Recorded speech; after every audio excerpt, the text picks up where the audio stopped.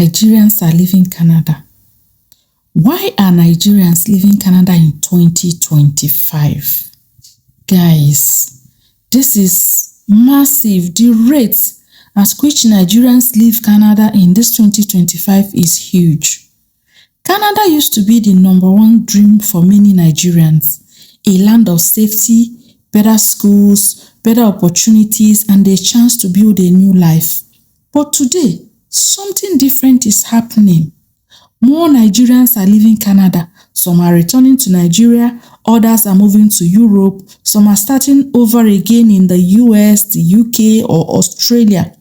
Why is this happening? What changed? And what should people know before making their Canadian plans? Welcome to Inspiration Gist with Dora. My name is Dora, and in this video, I'll break down the real reasons Nigerians are leaving Canada in 2025.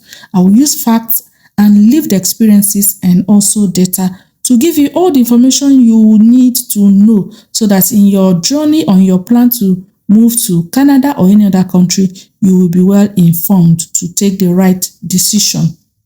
Now, let's begin with the biggest and most painful factor. Money. Yes, you heard me right. Canada is expensive. And for many, like newcomers, this is shockingly expensive. Rent has doubled in major cities like Toronto, Vancouver, and Calgary. Groceries cost almost twice what they did a few years ago. Childcare is expensive, transportation is expensive, phone bills are expensive. Like in this phone bill of a matter, if you have a phone, it's not like in Nigeria where you can decide not to recharge your phone and just be receiving calls. In Canada, you have to pay your phone bills, whether you made calls or not. That's just what it is.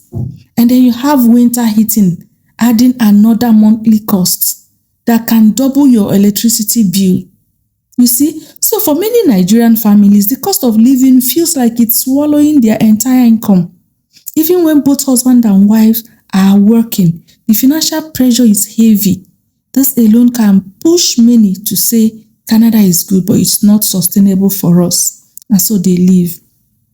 Husband and wife will be working, both of them working full-time, yet they don't have enough left for luxury.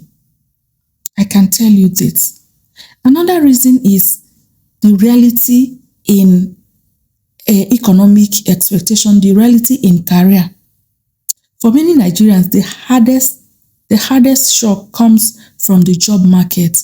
Guys, you can have a good job, you can have 10 years of experience, but many employers still say, do you have Canadian experience? In fact, this is the question that everybody knows. Once you land in Canada, the first thing you will learn, the first language you will learn if you're looking for a job is Canadian experience. Do you have Canadian experience? So if you do not have Canadian experience, this pushes newcomers into survival jobs like factory work, security work, warehouse, caregiving, driving, delivery services, cleaning. Now, don't get me wrong. There is nothing wrong with these jobs, but is it what many expected? Is it what people actually expected before going to Canada?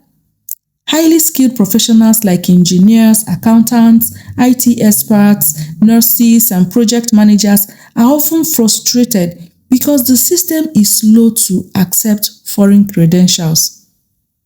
After months or years of trying to break into their profession, some Nigerians say, let me return home or move to a place where my skills are valued immediately. So when some people land, guys, you see that for 3 years, 4 years, you're still battling with converting your credentials if you're a professional, okay? And if age is not on your side, you see that you don't have time for this. And so some people just relax with all those jobs that will just pay their bills and have small change to send home. So you see, that's another reason. Whereas you have some places where your credentials are accepted immediately. And then we talk about housing. Oh, people that are comfortable, living comfortable at home, like how big live in their big houses in Nigeria will tell you the kind of a comfort they enjoy here. You'll be amazed. Canada's housing crisis has turned to be one of the worst in the world right now. There are not enough homes, yet more immigrants arrive every year. And the Canadian government is crying, still shouting, we are having housing crisis. But you see them admitting more people, more PR, more students and all that, and more refugees. And this has created bidding wars for apartments, long waiting lists if you're going to get government housing. Because what you will hear from outside is that you can get government housing, but you have to be on a long wait list. And of course, before then, you have to be paying. Then you have the landlords becoming stricter because there is more demand for accommodation, more scrutiny, more discrimination, having choices, having to decide who to give and who not to give. And then the rent is increasing very fast and faster than salaries. When you hear about increase in salaries here, the minimum wage increase, it will just be like $1 added, while rent is increasing. So families struggle to find 2 to 3 bedroom apartments. I tell you, my people, newcomers end up living far away from work, spending more time on transport, and also feeling isolated. And for you to even live in 3 bedroom apartments, with your children, and what are the kind of apartments, what are the facilities? My dear, for some families, the stress becomes too much. And so they can just decide to leave.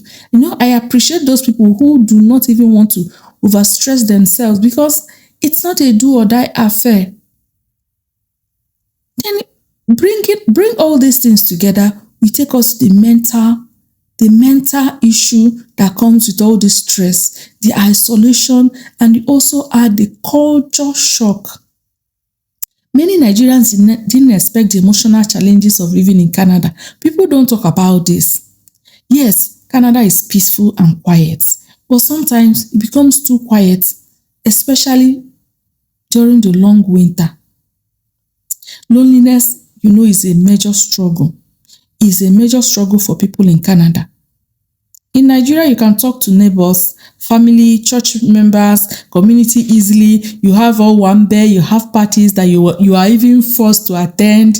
You have ceremonies that you are even forced to attend, and there you see people you socialize. But in Canada, it's not the same. People stay more indoors and mind their business, and winter makes people even more isolated. The long, dark winters, can trigger depression, anxiety, seasonal sadness, burnout, relationship tension, and marriage pressure. I can tell you this is real. This is real. In Canada, they have more cases of mental health than physical health. So a lot of Nigerians say that the emotional impact was heavier than they expected. And if you know what emotional stress or trauma can do to even the physical health, you understand these people. So because of this, some people just decide to go back home. Then you have this immigration policy fatigue. That is another factor. The uncertainty these days. If you're an international student in Canada, you don't have rest of mind because Canada's immigration system is constantly changing. One moment it says this, the next moment it says that. You can be in school, one moment you can work 20 hours, the next moment you can work 10 hours, so you don't even plan. A lot of things that you need permits. You need study permit, then you have to go to the extensions, you have to do medicals, you have to all those PR application, job letters, document again and again. So much stress, and the policy keep changing every now and then. It creates anxiety. You don't even know what will happen. Like last year, so many courses that we are delisted from the list of courses that can get people postgraduate work permit after study. A lot of people started running around changing courses immediately because they were in that course. My dear, before you know it, after some time, the courses were added back.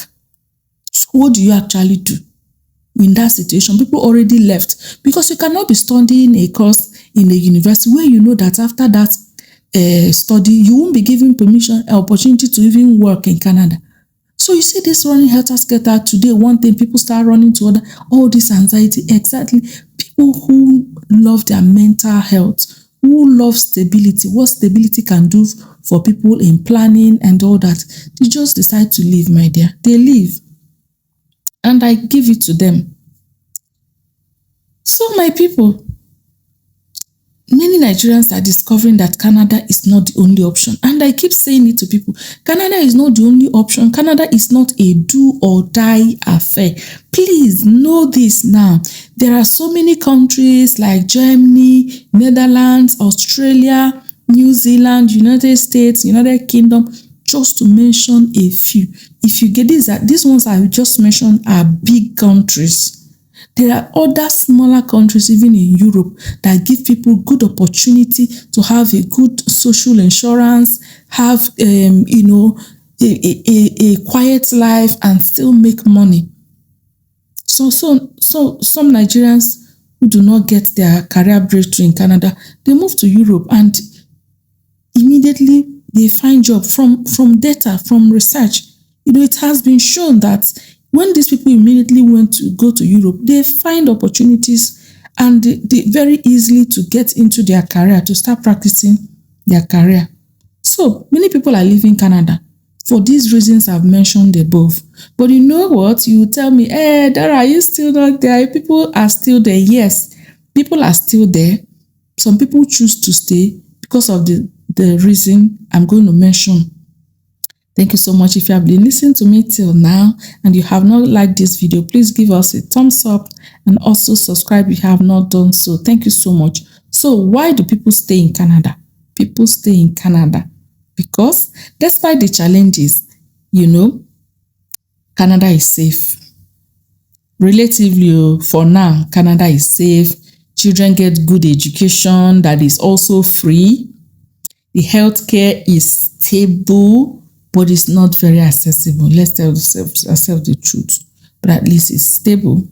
There's long-term opportunity in Canada. If you just be able to, if you have the time, if your age is still on your side and you can start all over again and you finally get it, it will pay you in the long term.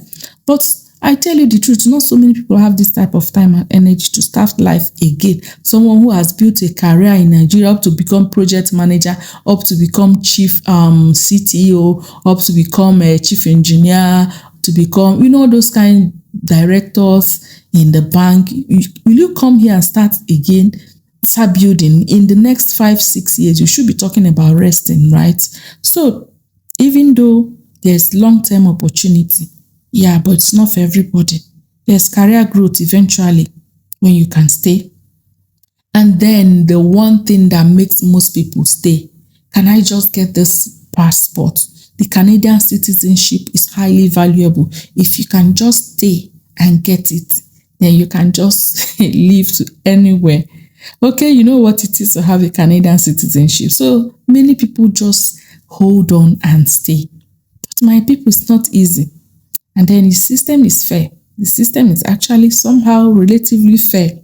Okay, so even though some people are leaving, others are still building strong lives in Canada, believing that tomorrow is going to be better after today's hustle. So, my people, what does it mean for those who are still planning to go to Canada? What does it mean? See, here's the honest truth. Canada is not a miracle.